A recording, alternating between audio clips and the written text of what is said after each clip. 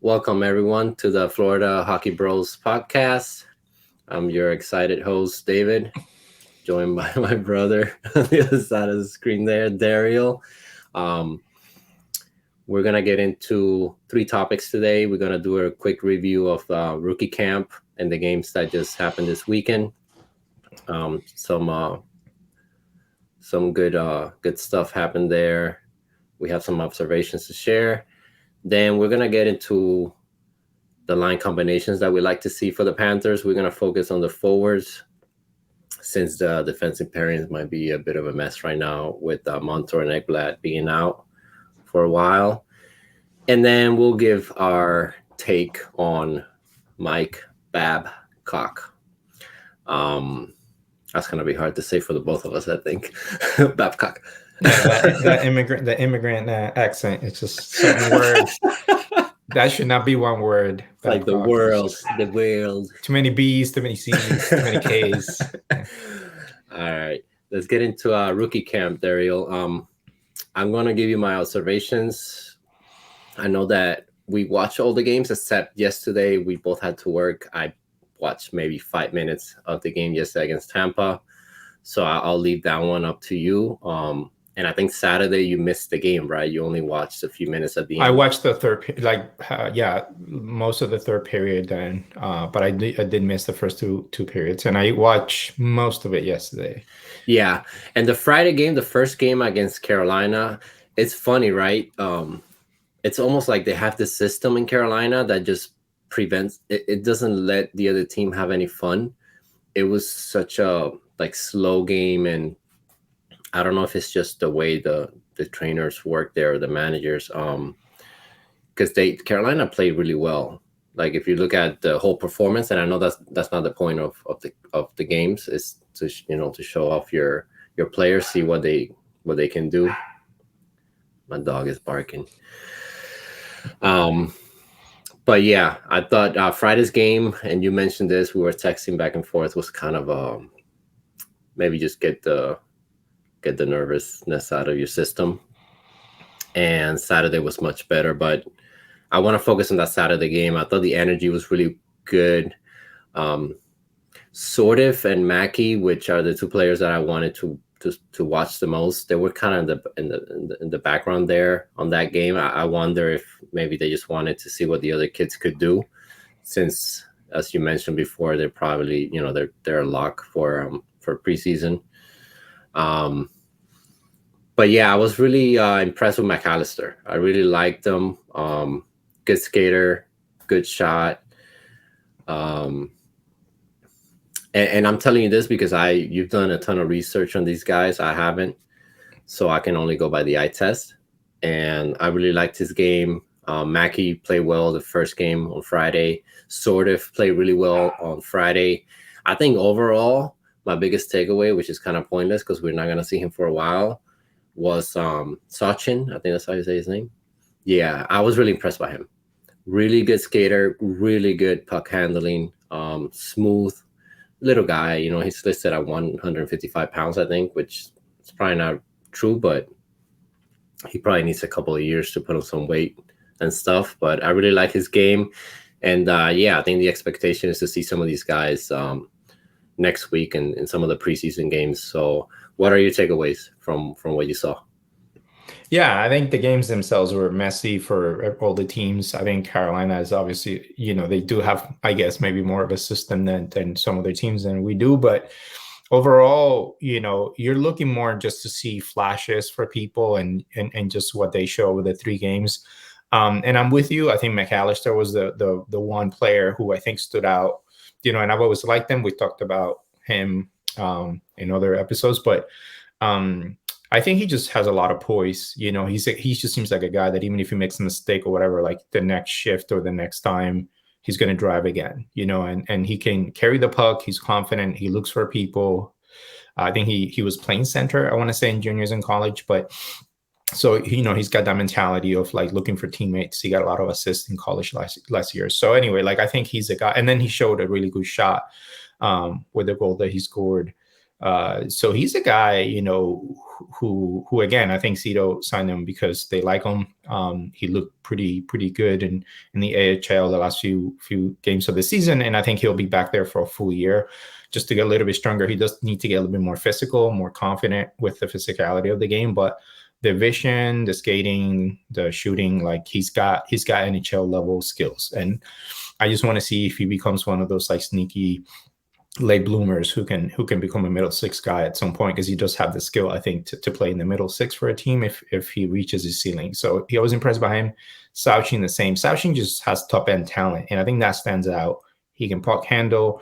He has a lot of vision. I mentioned to you yesterday, I think his line mates kind of held him back at times because he would find space that is unexpected, like weave between two people, and then there's nobody there to pass it to, and then he would lose the puck. But with an NHL team with more talent around, you could see a guy like that really setting other people up. And the other thing I like about Sauching is that he's a small guy, but he's very feisty. He's known for being a guy who goes to the front of the net, who, if he loses the puck, he's going to hit you.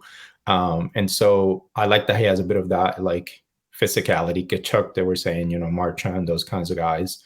So anyway, I think he's going to, I mean, unless something happens, I think he's going to make the Panthers roster in a couple of years. I think he just needs time to develop in terms of his physicality, but the skill and the IQ is there. And yeah, and then in terms of the other guys like Sertiv and Mackey, you could tell that they're more experienced or a little bit older. Sertiv was in the AHL. He's bigger. He just looks bigger than some of the other guys. He was playing center, and I think that kind of threw him off a bit because I think he played on the wing in the AHL last year. He's been a center before, but I don't think he's going to be a center in the NHL. I may be wrong, but so anyway, but he looked pretty good. And then Mackey just showed the flashes. Like, he blew by a defender and hit the post in game one. He scored a nasty wrister yesterday. So I think you can just tell that he's ready to fight for a spot. And again, with more talent around, he just can be with that shot that he has, that IQ, that skating. He could be a 20 to 30 goal a year guy, easy, I think, unless, and he mentally, he's very strong. So yeah, those are the guys that stood out as you would expect. I don't think there was anyone else on the offensive side. Like, Velmanis showed some like flashes, like his backhanded call, like he blew by two people, and he's got really good puck handling, a really good shot. That was his draft review, that he has a really, really good shot. He's tall, he's big. He's still adapting, so he's going back to juniors. But again, that's a guy that's still a wild card because he needs to develop more consistency. But I think he's only like 19, 20. So yeah, and on Vilmanis, because they interviewed him after the game, and I kind of like what he said, because these kids are very young, so you're trying to see where their IQ is at. And he talked about, as soon as he saw the two defensemen split and leave a gap, he just knew he could take off. So that's good, right? That's more of what you want to see. You're Connor Bedard is gonna get hat tricks, whatever.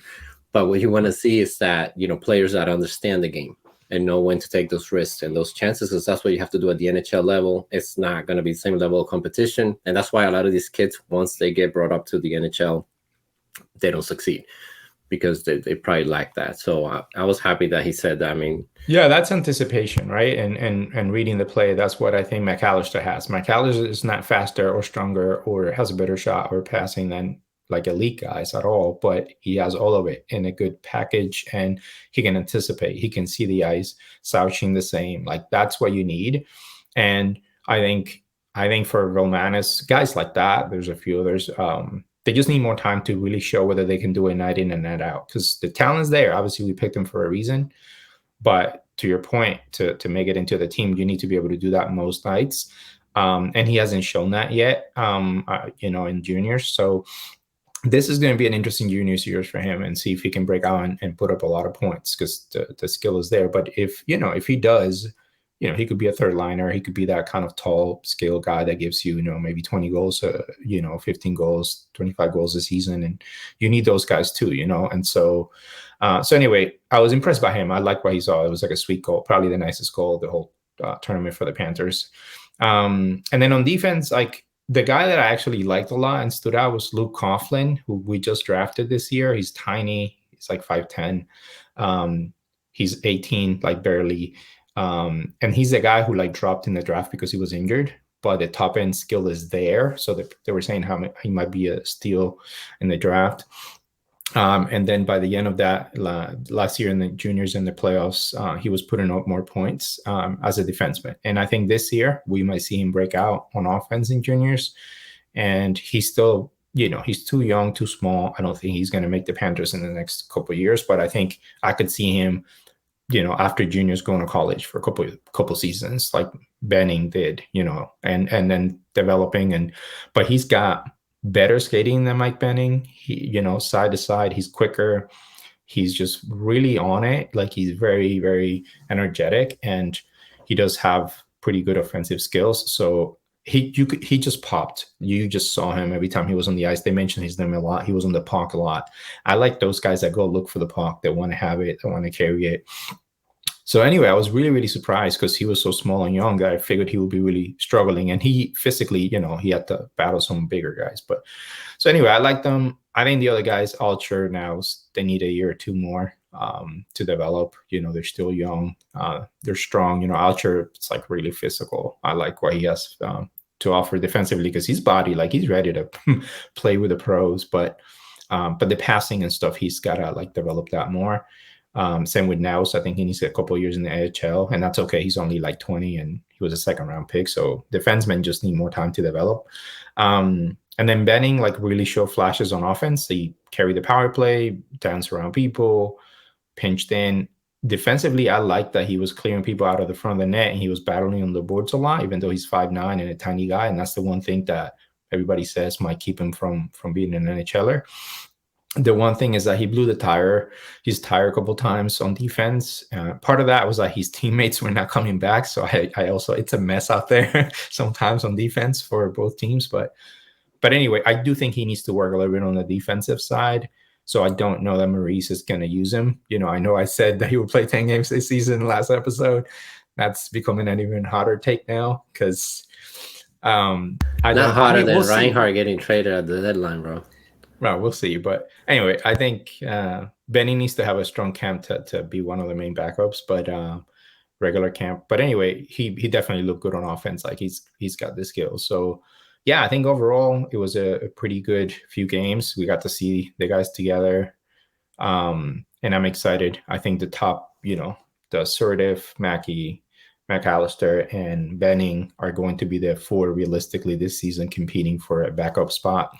The rest, I think, are all going to AHL juniors. And then finally, Matt Gusta, man. I like his last game. Yesterday, he saved a ton of shots. He's big as hell. He's 6'5". He looks like a really good backup at the moment. His positioning is really good, man. He's got skill. He can stretch. He's fast. Like, yeah, he looked like he's going to take a step. And he's only 22, which for a goalie, it's really young. But anyway, I was really impressed. Like game 1, he was good, but game 3, they played him again.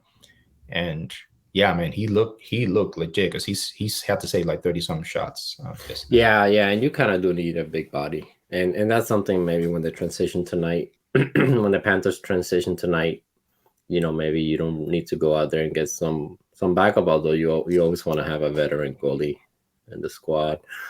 All right, let's get into some line combinations. What we're going to do is just give the lines that we would like to see because with Maurice, you never know. And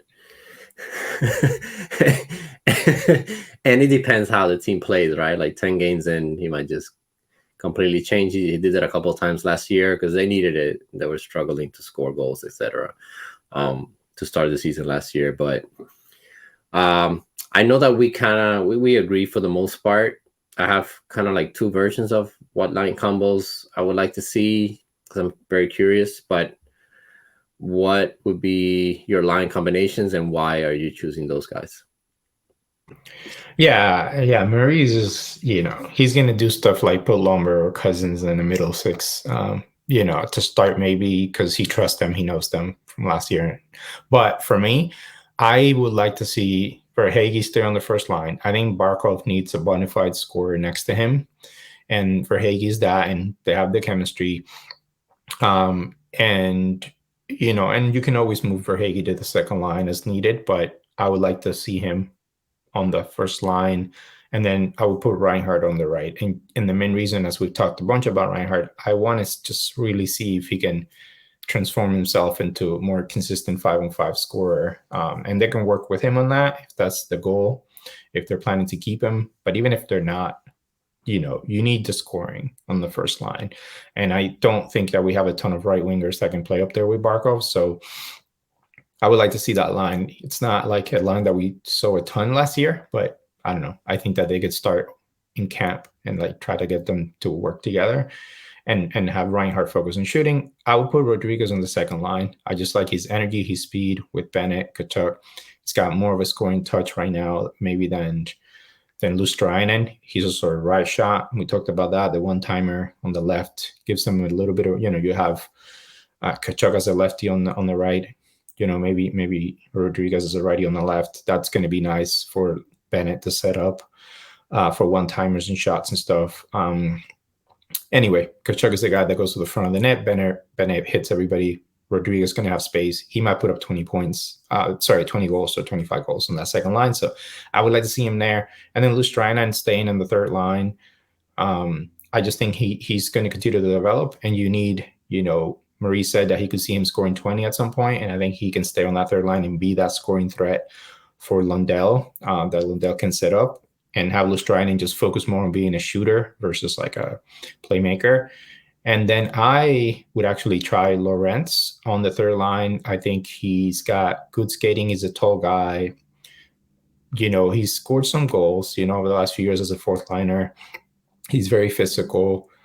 He hits people. He's going to create space for Lundell and Lustrainen. He's going to be that kind of Mason Marchment type, like tall, good skater, can be physical, can shoot.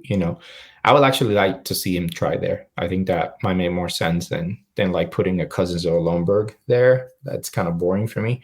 I also think that it's better to have a fourth line with Lomberg and Cousins, and then Stenlund in the middle. Stenlund's a big guy, can kill penalties, can defend, can do a little bit of playmaking.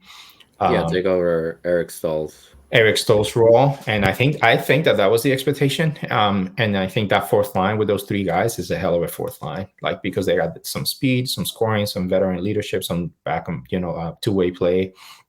I can see them putting up some goals and hitting people and stuff. And so anyway, I think that to me, that's the lineup that gives the Panthers the most depth and stability up front. I'm sure they're going to mix and match, and then Isenko might get a shot.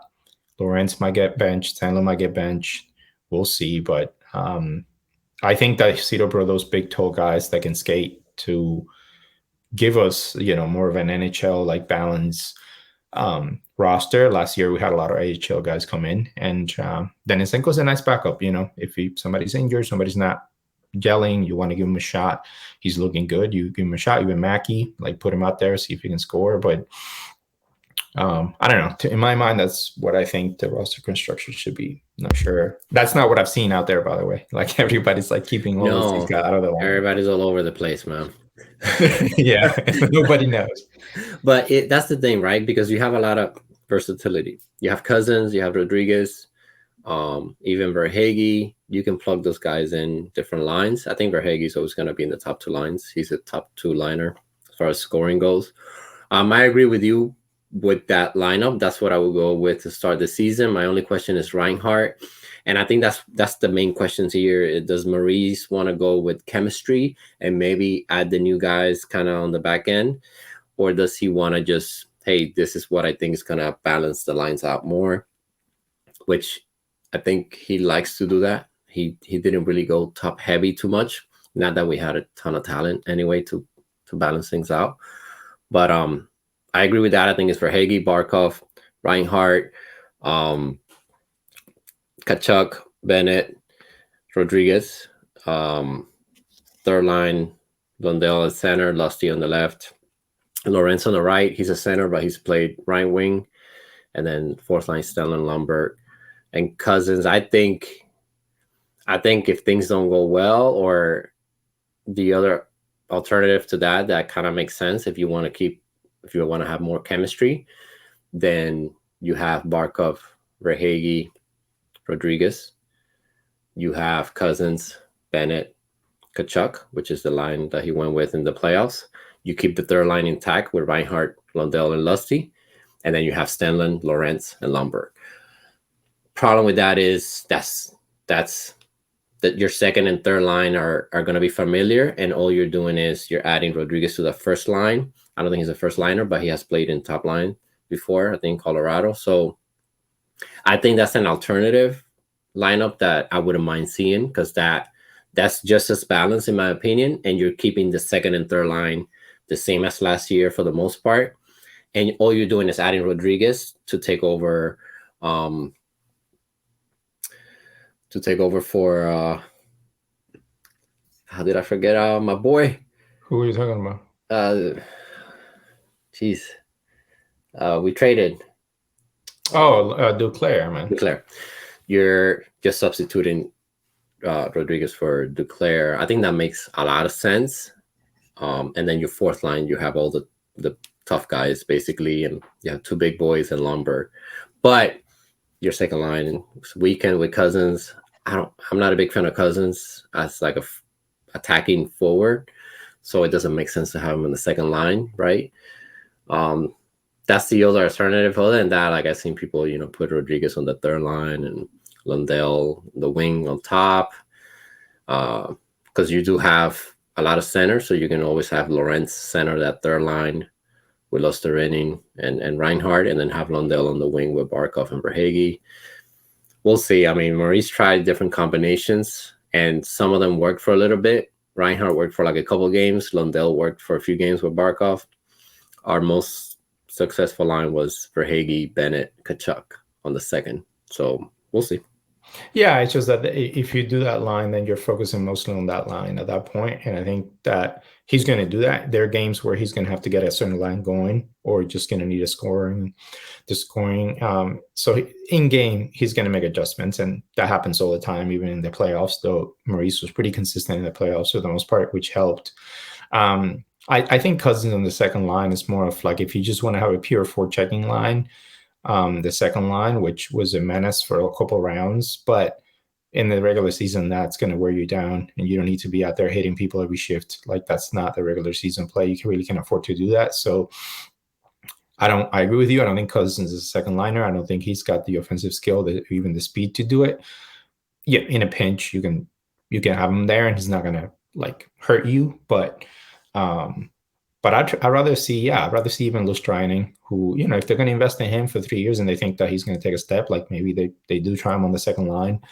And, that third line with Reinhardt, Lundell, and, is very reliable. And I think Maurice will use that line in certain key moments in games. But I also think that there's nothing wrong with breaking it up a bit and just expecting Lundell and Lustrainen to like take a step and elevate that third line regardless who's on the right. So yeah, I think those are the lines we expect. But again, with Maurice, you never know. Is he going to be Cousins up there? Is he going to be Lumberg? Is he going to like Denisenko more? Is he going to fall in love with Mackey or like, and just force him in there? We don't know. But that's okay. I think we got depth. We got more depth than last year. We got younger skill than last year, better skating than last year. And, I think that's going to be enough to carry us. So I'm excited to see what the lines are going to be. And definitely this is not the team that we're going to have next year. I think next year I'm hoping with some cap adjustments for us to add some more scoring or at least more speed. But not too bad of a team, man. I think we're still a contending team in terms of like, a playoff team. Yeah. And excuse me. And I think you can plug in some guys, you can move guys around, and you're not going to lose much. And maybe that's I'm sure Maurice will do that at some point. We go through like a 4-game losing streak or something. He'll move some guys back and maybe bring Cousins up again and all that. But I think with the talent we have now, there's no need. I think Cousins and Lumberg can stay on the fourth line. And Bennett and Lundell I think they're staying put in the second and third. But injuries and all that, so we never know. Yeah, and the last thing I'll say is like, we, unlike last year, the cap allows us to have a fuller roster, more forwards, which last year we only had the exact amount. So everybody knew like there wasn't going to be no healthy scratches. Delpy was our savior. It was like Delpy, and then they brought in the guy from Detroit, and so they tried a bunch of fourth liners and stuff, but truth is that we didn't have depth. And I do think that matters, because then guys know that they're not going to get healthy scratched. There's less competition on the roster. And, the focus was on the system last year. I think this year will be a little bit less on that, since guys already know. It's going to be more about, all right, who's up for like having a career year? Who's up for like really, really being consistent? And Maurice is going to have opportunities to get people in under another lineup.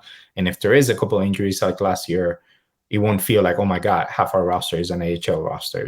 Like I don't think that will be the case. Maybe at the back in the beginning, but once Montour and Ekblad are back, we're going to be pretty deep on. If we're healthy at least half the season with Montour back, I know Ekblad might come back in December or January.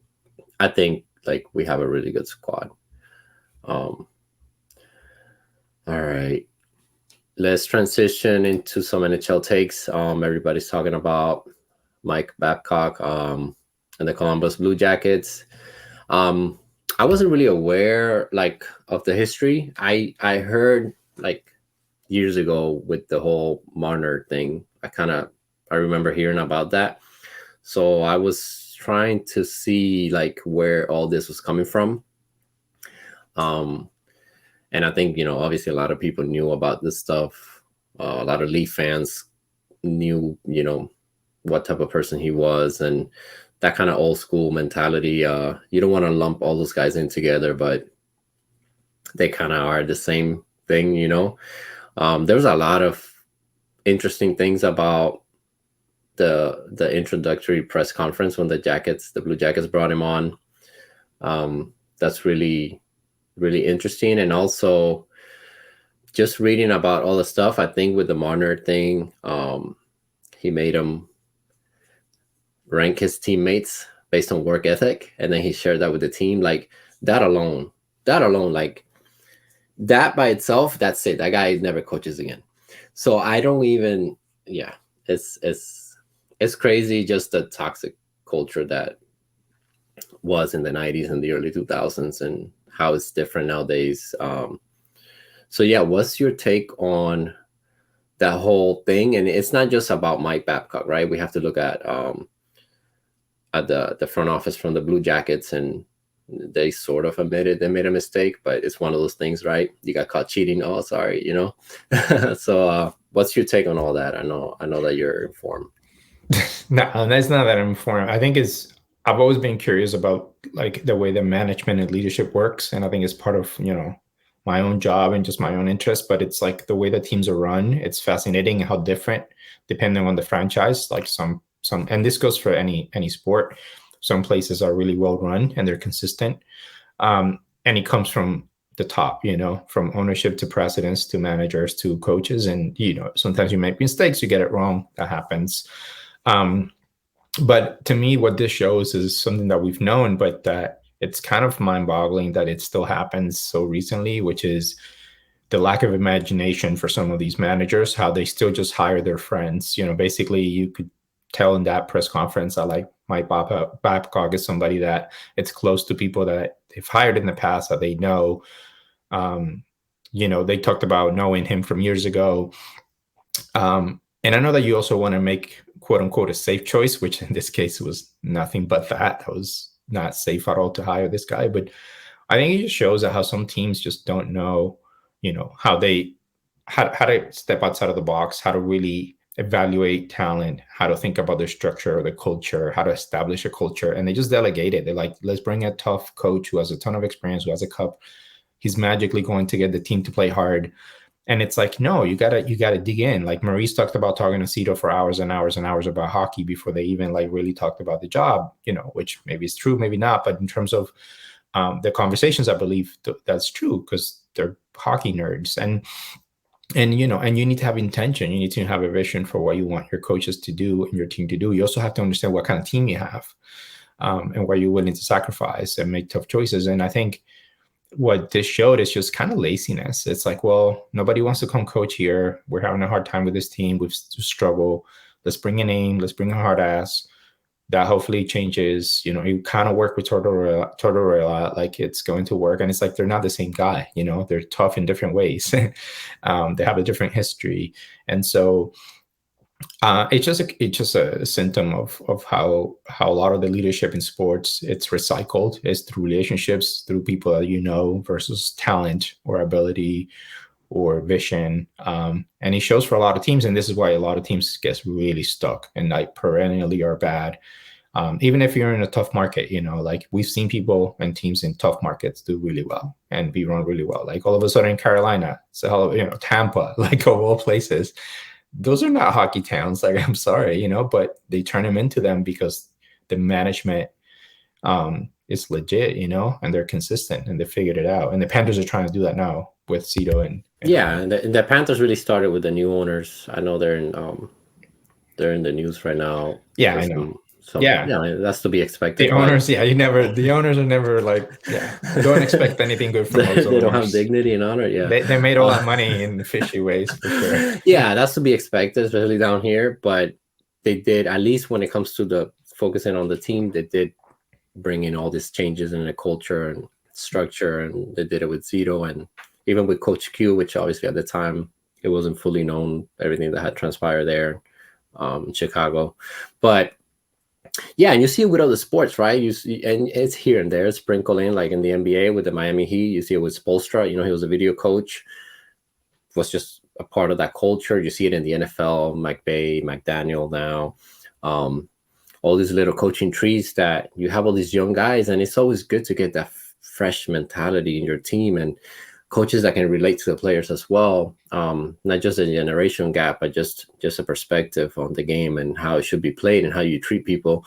All that stuff is important, man. And I think it's just like these guys just need to go away and teams need to stop doing this. Yarmo was talking about that on the introductory press conference about all the, vetting that they did and all the people that they called, and it's like it was just confirmation. It was just to confirm that he was a good hire. If you call all my best friends, they're gonna say I'm great.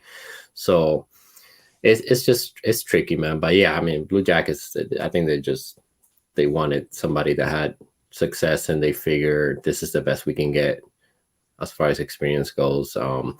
But yeah, it doesn't always work either. I know the Panthers tried it with Booger, whatever his name was, and he was terrible.